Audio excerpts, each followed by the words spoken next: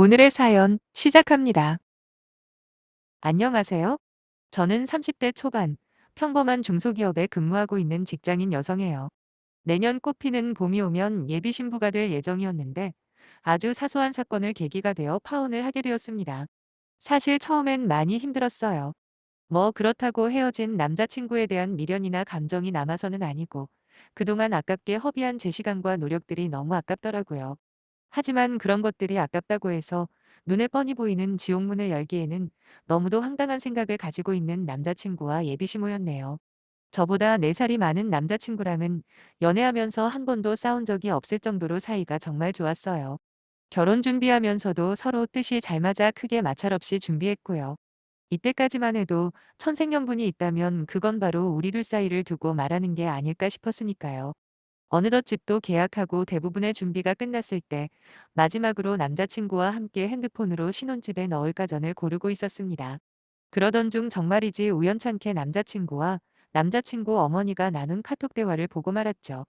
그런데 그 내용이 너무도 어처구니가 없는 겁니다. 남자친구 어머니께서 이번 설은 언제부터 쉬냐며 먼저 카톡을 보내셨는데 남자친구는 빨간 날부터 쉬니까 전날 밤에 내려가던지 당일 오전에 출발하겠다며 답을 했더군요. 그러자 남자친구 어머니는 저를 언급하시며 당연히 같이 와야 하는 거 아니냐 하고 물어보시는 겁니다. 여기서부터 진짜 황당했네요. 비록 결혼 예정이기는 하지만 아직 식도 안 올렸고 저도 저희 가족이랑 명절을 보내야 하는 거 아닙니까? 그런데 마치 벌써 결혼이라도 한 것처럼 제가 마땅히 예비 시가에 방문을 해야 할 것처럼 말씀하시는 게 좀 많이 당황스럽더라고요. 물론 한두 번 인사 정도는 드렸지만 저한테 따로 연락을 하셔서 미리 일정 조율을 하신 것도 아니고 다짜고짜 남자친구에게 같이 내려올 거지라며 물어보시니 제 상식으로는 도저히 이해가 안 되더군요. 아무튼 남자친구는 저는 저희 집에 가야지 왜 벌써부터 자기 집에 같이 가냐고 답을 했죠. 이때까지만 해도 남자친구는 그래도 정상적으로 대처하는구나 싶어 마음이 놓였어요. 하지만 거기서 어머님은 다시 길게 카톡을 다시 보내셨습니다. 아니 같이 와서 음식하는 것도 배우고 친척들한테 인사도 드리면 얼마나 좋냐. 안 그래도 요즘 허리가 아파 죽겠는데 그 많은 음식을 혼자 할 생각을 하니 벌써 한숨부터 나온다고요. 그러자 남자친구가 어이없는 대답을 하네요.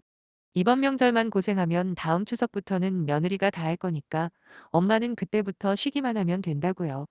그러면서 이제 곧 엄마 꼬붕 생기니까 조금만 참아. 랍니다.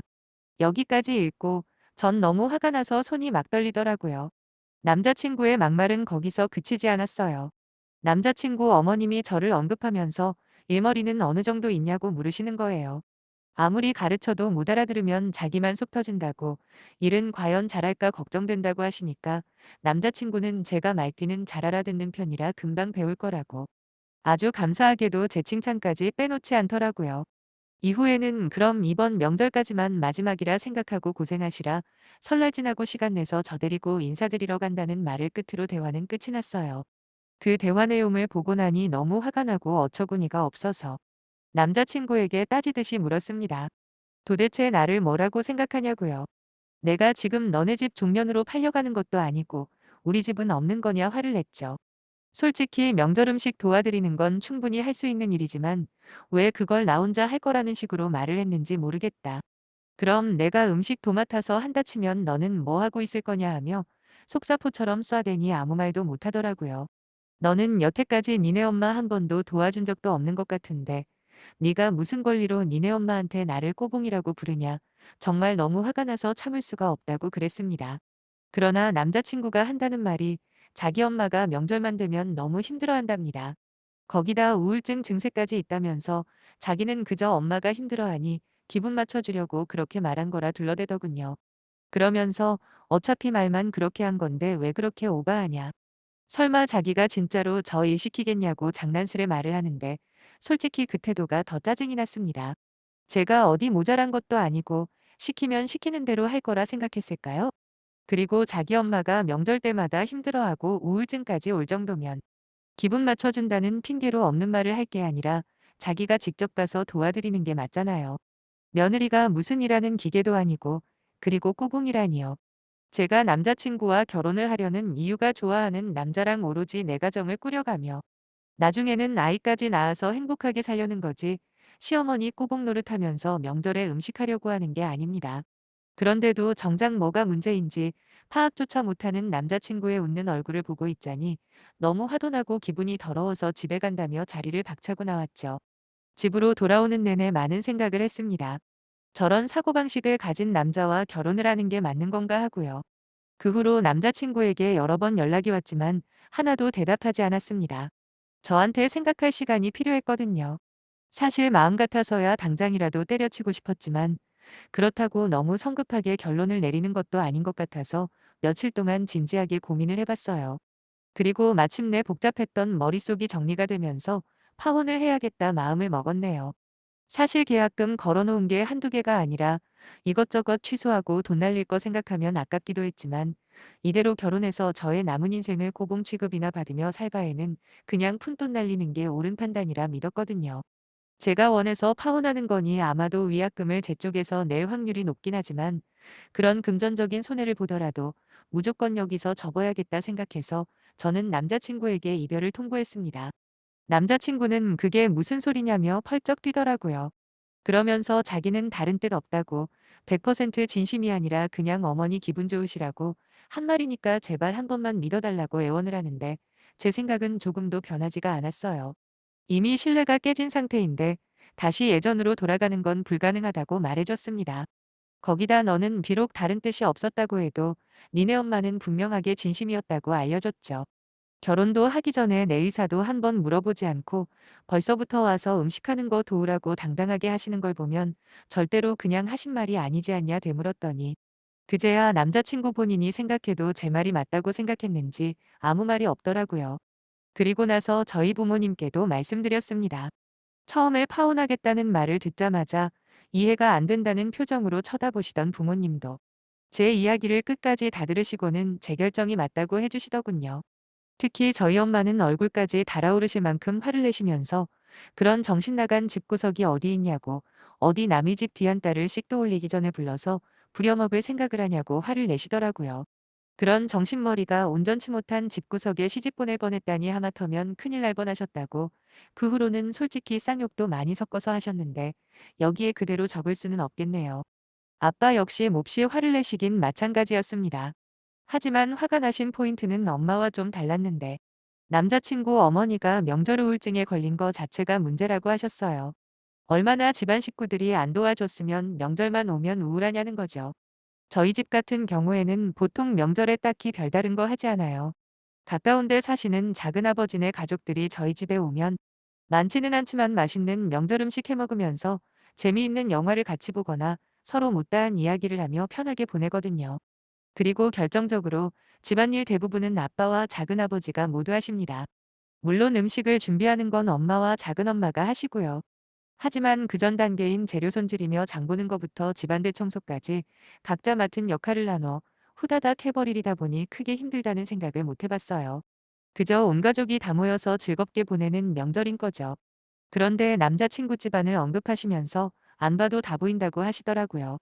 얼마나 집안 남자들이 못났으면 한 사람한테 모든 일을 시키냐고 그러니 우울증이 걸리지 안 걸리냐 하시며 다른 의미로 절대로 시집가서는 안 될 집안이라 하셨어요. 하지만 아빠가 마지막으로 제게 그러시더군요. 어쨌든 간에 상견례까지 했는데 끝낼 때 끝내더라도 사람 어디서 다시 만날지 아무도 모르는 거 아니겠냐. 그러니까 사돈 어른한테 연락이라도 드리라고요. 최대한 확실하게 잘 마무리 지으라고 말씀하시는데 저도 같은 생각이었습니다. 비록 남자친구에게 이야기는 했지만 제 뜻이 잘 전달되었는지도 불확실하고 이왕 이렇게 결정난 거 최대한 빨리 알려드리는 게 예의잖아요. 그리고는 바로 남자친구 아버지께 전화를 드렸습니다. 결혼을 없던 일로 할 테니 계약 걸린 거 취소하는 위약금은 저희 쪽에서 부담하겠다고요. 놀라신 아버님은 갑자기 왜 그러냐며 꼬치꼬치 이유를 캐물으시길래 아드님께 물어보시는 게 더 정확한 답을 얻으실 수 있을 것 같다고 말씀드린 후 전화를 끊었습니다. 그렇게 전화를 끊고 1시간쯤 지났을까 엄마한테 남자친구 어머니께서 전화를 하셨다고 하더라고요. 어떻게 된 일인지 전해 들은 바로는 남자친구 어머니가 그랬대요. 문제의 카톡 대화는 자기가 아들이랑 장난삼아 주고받은 거지 절대로 그런 일은 없을 거라며 결혼은 예정대로 진행하자고 하시더랍니다. 그 말에 저희 엄마는 이미 그 대화 내용을 봐버렸는데 어떻게 그걸 장난이라는 말로 넘길 수가 있겠냐고 하셨고요. 그랬더니 남자친구 어머니가 다시 그러시더래요. 저한테만 일을 떠맡길 생각 없으시다고. 그러면서 한다는 말이 가관이었네요. 자기 집이 큰 집이라 음식을 많이 하는 편이랍니다. 그래서 매번 명절 때마다 혼자서 다 하다 보니 우울증이 재발한다고 그걸 알고 있는 아들이 그저 맞장 붙여준 것뿐이라며 오히려 저를 별거 아닌 걸로 파운운운하는 사람 취급을 하는 거예요. 저희 엄마는 그런 말에 아랑곳하지 않고 대꾸하셨죠. 대체 왜 혼자서 독박을 자처하고 사시냐? 우울증 올 정도로 힘들면 명절 하루 전날부터 아들이나 남편한테 일 시키면 되는 거 아니냐라고요. 또한 우리도 명절 때 많지 않은 음식이지만 한다고. 사위한테 음식하는 거 가르쳐도 괜찮냐 물어보셨다고 하더군요. 만약 내 딸이 그 집에 시집가서 하는 것과 똑같이 사위한테 해도 된다고 허락하면 이 결혼 다시 생각해 볼 수 있다 뭐 이런 식으로 말을 했더니 그제서야 남자친구 어머니는 본색을 드러내셨어요. 좋게 좋게 넘어가 주려고 했더니 별것도 아닌 걸로 아주 난리를 친다면서 우리 귀한 아들이 그 집 대릴 사위이냐고 언성을 높이시더랍니다. 진짜 그 엄마의 그 아들이라는 말이 딱 맞더라고요. 이제 더 이상 설득으로는 저희 마음을 돌릴 수 없다고 판단했는지 그럼 아파트 계약금 걸어놓은 건 어떻게 할 거냐며 위약금 이야기를 꺼내셔서 저희 엄마가 그랬죠.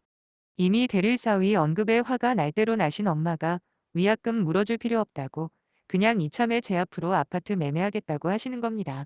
실거래가 현재 6억 조금 안 되는 아파트였는데 이미 계약은 마친 상태였거든요. 남친이 모은 돈과 시가에서 지원해주는 돈이 3억이었고 그리고 제가 모은 돈 1억과 부모님이 지원해 주시기로 한 2억 합쳐서 3억, 그리고 모자란 1억은 대출을 끼고 매매하려고 했었습니다. 그런데 이후에 아빠가 신혼부터 대출이 있으면 신혼맛 안 산다면서 대출해서 마련하려던 1억을 마저 지원해 주시기로 했죠. 엄마는 설마 위약금 무서워서 하나밖에 없는 딸내미를 당신네 같은 집안에 보낼 거라고 생각했냐며 그딴 되지도 않는 걱정은 넣어두시라. 무조건 이 결혼은 안 하는 게 맞는 거다 하며 남자친구 어머니께 못을 박아버렸네요.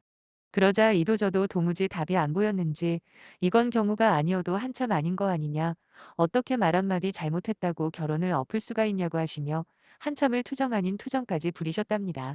그러면서 명절에 시댁 찾아와 음식하는 게 며느리가 마땅히 해야 할 일인데 저희 보고 예민해도 너무 예민하다. 오히려 그런 기본적인 며느리도리도 안 하려는 집안이라면 이제는 자기들도 필요 없다며 전화를 끊으셨어요. 아무튼 그렇게 마무리가 되는 듯 싶었습니다. 저는 기존에 진행 중이던 결혼 준비를 원래대로 돌리느라 바쁜 나날들을 보내고 있었죠. 생각했던 것보다 큰돈이 나가지는 않아서 한편으로 다행이라 생각하고 있었는데 어느 시점부터 남자친구한테서 전화랑 카톡이 미친 듯이 오더라고요. 처음엔 전부 다 무시했습니다. 근데 하도 일상생활에 지장을 줄 정도로 집요하게 전화를 하길래 차단할까 하다 일단 받아봤거든요. 이미 다 끝난 상황인데 무슨 할 말이 또 남아있나 궁금하기도 했고요. 근데 첫 마디부터 미안하다고 시작하더니 이 모든 일의 원인이 자기 엄마한테 있다는 식으로 말을 하는 게 아니겠어요. 자기 잘못은 하나도 없다는 듯 결혼하고 시가에 안 갈 수도 있다느니 인연을 끊으라면 끊겠다느니 온갖 패륜적인 말을 하는데 얼마나 어이가 없던지요. 참다 못한 제가 한마디 했습니다. 끝날 때 끝나더라고 전부터 꼭 해주고 싶은 말이 있어서요. 니네 엄마 잘못도 물론 없지는 않지만 내가 볼 때 더 악질인 인간들이 바로 너랑 니네 아버지라고 말을 했습니다. 아니 세상에 자기 엄마이자 자기 아내가 명절 때 그 많은 음식하느라 우울증까지 걸렸다고 호소를 하면 어떻게든 도와주거나 일거리를 줄여줄 생각을 해야지. 그런 걸 알면서 지금까지 모른 척 해온 거 아니냐고요. 솔직히 니네 엄마 때문에 결혼 안 하는 게 아니라 그런 집안 분위기가 잘못됐다는 것도 모르고 나를 니네 엄마 꼬봉이라고 생각하는 니놈 때문에 파혼하는 거다 소리를 질러버렸네요. 자꾸 변명을 시도하길래 닥치라는 한마디 남기고 전화는 차단 걸어버렸습니다. 그 후로 딱 한 번 저희 집에 찾아왔다가 저희 아빠한테 죽도록 혼나고 도망간 뒤로 아직까지는 아무 연락이 없는 걸 보니 완전히 정리가 될 것 같긴 합니다. 저런 아들 낳을까 봐 이제 애도 안 낳고 싶을 지경이에요. 앞으로 누구를 만날지는 모르겠지만 저런 인간이랑 결혼까지 생각한 걸 보면 사람 보는 눈을 좀 더 길러야 하는 건 맞는 것 같습니다. 어쨌든 관심 가져주신 분들께 감사 인사드리고 싶네요. 모두 행복하시고 무슨 일을 하시던 전부 잘 되시길 빌어요. 감사합니다.